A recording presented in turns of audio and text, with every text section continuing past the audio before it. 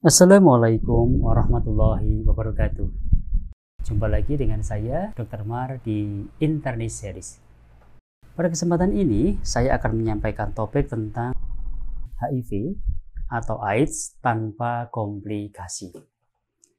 Hal-hal yang akan saya sampaikan yaitu definisi atau pengertian, pendekatan diagnosis, asesmen stadium, tata laksana, dan prognosis dari HIV AIDS tanpa komplikasi. Dari definisi atau pengertian, HIV AIDS merupakan masalah besar yang mengancam Indonesia dan banyak negara dunia. Dari data, di Indonesia terdapat kurang lebih 169.000 sampai 216.000 orang dengan HIV dan AIDS. Dari data WHO melaporkan 4,9 juta individu hidup dengan HIV di Asia. Pendekatan diagnosis bisa kita tinjau dari anamnesis, pemeriksaan fisik maupun pemeriksaan penunjang. Dari anamnesis, keluhan infeksi HIV tidak akan langsung memperlihatkan gejala ataupun keluhan. Namun, seiring berjalannya waktu, bisa muncul beberapa keluhan, di antaranya demam yang lebih dari 37,5 derajat Celcius, baik terus-menerus ataupun intermittent, yang lebih dari 1 bulan. Kemudian, diare, terus-menerus atau intermittent, yang lebih dari 1 bulan. Yang ketiga, keluhan disertai dengan keluhan kehilangan berat badan yang lebih dari 10% dari berat badan dasar, dan keluhan lain tergantung dari penyakit yang menyertainya. Sehingga dari keluhan ini yang paling menonjol adalah demam, diare, dan penurunan berat badan. Beberapa hal yang perlu kita tanyakan juga yaitu terkait dengan faktor risiko untuk terjadinya HIV/AIDS. Sehingga perlu ditanyakan kepada pasien terkait dengan beberapa hal, misalnya penjajah seks, pengguna nafsa suntik, kemudian laki-laki seks dengan laki-laki atau LSL atau transgender, kemudian hubungan seksual yang berisiko, pernah atau sedang mengidap infeksi menular seksual, pernah mendapatkan transfusi darah, kemudian pembuatan tato atau penggunaan alat medis yang tercemar HIV, bayi ibu dengan HIV/AIDS, dan pasangan serodiskor. Kemudian dari pemeriksaan fisik, ada beberapa yang mungkin akan kita temukan pada pasien ini, misalnya dari keadaan umum, berat badan yang turun dan adanya demam. Dari kelenjar dan kutan, bisa kita dapatkan pembesaran kelenjar getah bening, kemudian kulit kering, dermatitis seborik, herpes simplex ataupun zoster. Kemudian dari abdomen dan oral bisa kita temukan adanya hepatosplenomegali, nyeri, massa, kemudian adanya candidiasis oral, oral hairly leukoplakia, cheilitis angularis. Dan dari neurologis dan dada bisa kita temukan adanya tanda-tanda neuropati atau kelemahan neurologi serta adanya ronki basah. Dari pemeriksaan penunjang bisa kita lakukan dari pemeriksaan laboratorium, kemudian radiologi, dan pendekatan tes HIV. Laboratorium misalnya hitung jenis leukosit, didapatkan adanya limfopenia dengan CD4 yang kurang dari 500, kemudian tes HIV dengan strategi 3 macam tes, dan konfirmasi dengan Western blot, serta pemeriksaan darah periferi lengkap. Kemudian kita perlu cermati juga dari ronsen toraks, gambaran adanya kelainan pada foto toraksnya. Kemudian dari pendekatan HIV, tes HIV bisa dengan konseling dan tes HIV sukarela atau yang disebut sebagai voluntary counseling and testing, atau tes HIV dan konseling atas inisiasi dari petugas kesehatan atau yang disebut sebagai provider initiated testing and counseling. Kemudian perlu dilakukan asesmen apakah pasien HIV/AIDS ini termasuk stadium 1, stadium 2, stadium 3, atau stadium 4. Stadium 1 atau asimptomatik, maka tidak ada penurunan berat badan dan tidak ada gejala atau hanya adanya limfadenopati generalisata persisten. Pada stadium 2 atau sakit ringan, beberapa hal yang bisa kita temukan diantaranya adalah penurunan berat badan bersifat sedang yang tidak diketahui penyebabnya, kurang dari 10% dari perkiraan berat badan atau berat badan sebelumnya.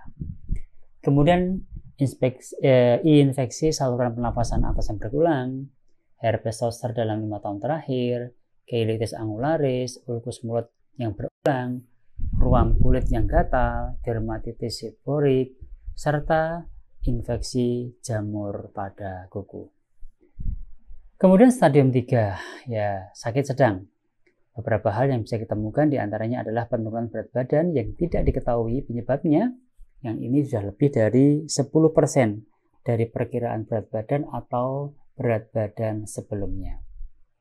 Diare kronis yang tidak diketahui penyebabnya yang lebih dari 1 bulan, demam menetap yang tak diketahui penyebabnya, adanya kandidiasis pada mulut yang menetap, oral hairly leukoplakia, tuberkulosis paru, infeksi bakteri yang berat, stomatitis nekrotikan ulceratif akut, gingivitis, atau periodontitis. Adanya anemia yang tidak diketahui penyebabnya, biasanya HB kurang dari 8 gram per desiliter, adanya neutropenia, dan adanya trombositopenia yang kronis, yaitu kurang dari 50.000. Kemudian stadium 4 atau dikatakan sebagai sakit yang berat atau AIDS. Beberapa hal yang bisa kita temukan yaitu adanya sindrom wasting HIV, pneumonia pneumocystis jirovecii, pneumonia bakteri berat yang berulang, infeksi herpes simplex kronis, kandidiasis esofageal, tuberkulosis ekstraparu, sarkoma kaposi, penyakit sitomegalovirus, toksoplasmosis di sistem saraf pusat, adanya ensefalopati HIV, kemudian pneumonia cryptococcus extrapulmoner termasuk meningitis. Kemudian adanya infeksi mycobacteria non-tuberkulosis yang menyebar. Adanya leukoencephalopati multifokal progresif, cryptosporidiosis kronis, isosporiasis kronis, mikosis disseminata, septikemi yang berulang, kemudian karsinoma serviks invasif, kemudian juga kemungkinan adanya nefropati atau kardiomiopati terkait HIV yang simptomatis. Kemudian tata laksana. Rekomendasi inisiasi antiretroviral pada anak dan dewasa. Ya, yang perlu kita perlukan adalah populasi dan nanti rekomendasinya seperti apa. Misalnya pada dewasa dan anak yang usianya lebih dari 5 tahun, maka inisiasi ARV itu pada orang terinfeksi HIV stadium klinis 3 dan 4, atau jika jumlah CD4-nya kurang dari sama dengan 350 sel per milimeter kubik. Kemudian inisiasi ARV tanpa melihat stadium klinis WHO dan berapapun jumlah CD4.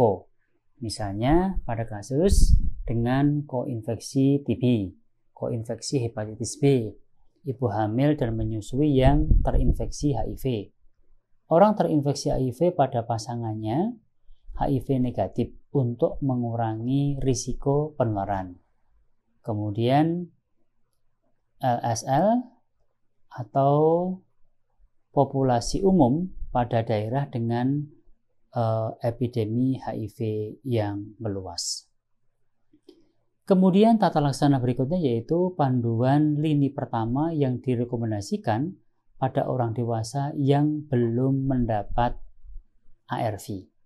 Ini perlu kita perhatikan adalah populasi targetnya, kemudian pilihan yang direkomendasikan, serta beberapa catatan yang perlu kita perhatikan. Misalnya populasi target itu apakah dewasa dan anak, perempuan hamil, kemudian dengan koinfeksi HIV atau TB, kemudian koinfeksi HIV atau hepatitis B kronis yang aktif. Jadi ini beberapa hal yang harus kita perhatikan juga pada pilihan terapi pada penata laksanaan. Juga terkait dengan tata laksana ini adalah dosis antiretroviral. Untuk orang dengan HIV/AIDS dewasa, perlu kita perhatikan golongan atau nama obat serta dosis yang akan kita berikan. Jadi apakah golongan yang nukleosid, kemudian non-nukleosid, kemudian golongan yang proteasa inhibitor, atau ART yang kombinasi. Kemudian bagaimana terkait dengan rencana tindak lanjutnya? Jadi pasien yang belum memenuhi syarat terapi ARV, maka monitor perjalanan klinis penyakit dan jumlah CD4 setiap 6 bulan sekali. Kemudian pemantauan pasien dalam terapi ARV. Jadi lakukan pemantauan klinis, yaitu dilakukan di minggu 2, 4, 8, 12, 24 sejak memulai terapi ARV dan kemudian setiap 6 bulan hingga kondisi stabil. Pemantauan laboratorium yaitu CD4 rutin per 6 bulan atau apabila ada indikasi klinis. Kemudian pasien memulai terapi AZT, maka perlu pengukuran HB hemoglobin sebelum terapi dan pada minggu ke-4, 8, 12 sejak mulai terapi atau jika ada indikasi anemia. Bila menggunakan NVP untuk perempuan, CD4 antara 250 sampai dengan 350 sel per milimeter kubik, maka perlu pemantauan enzim transaminase pada minggu 2, 4, 8, dan 12 sejak memulai terapi ARV. Bila memungkinkan, dilanjutkan pemantauan sesuai gejala klinis. Kemudian evaluasi fungsi ginjal perlu dilakukan untuk pasien yang mendapatkan preparat TDV.